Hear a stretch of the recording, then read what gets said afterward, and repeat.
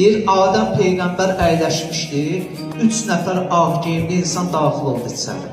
Oturdu Adəm Peyğəmbərin sağ tərəfində. Biraz keçmişdi ki, 3 nəfər qara geyimli insan daxil oldu məclisə, əyləşdi Adəm Peyğəmbərin sol tərəfində.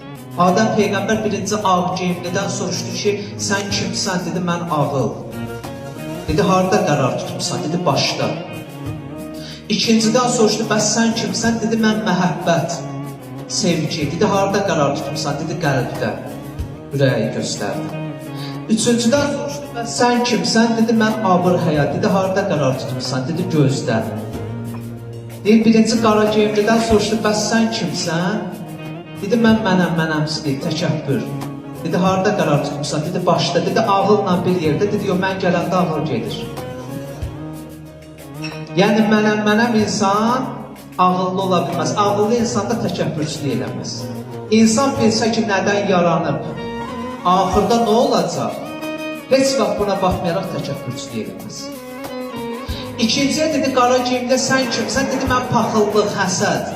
Dedi, harada qərar tutmuşsan? Dedi, qəlbdə. Dedi, məhəbbətlə bir yerdə. Dedi, yox, mən qəlbə girəndə məhəbbət oradan çıxır. Ona görə el arasında belə bir deyim var.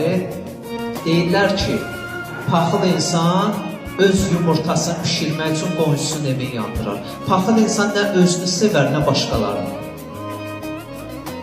Üçüncüdən soruşdu, bəs sən kimsən? Dedi, mən tamah. Dedi, harada qərar tutmuşsan? Dedi, gözdə. Dedi, ağır həya ilə bir yerdə. Dedi, yox, mən gələndə ağır həya da gedir.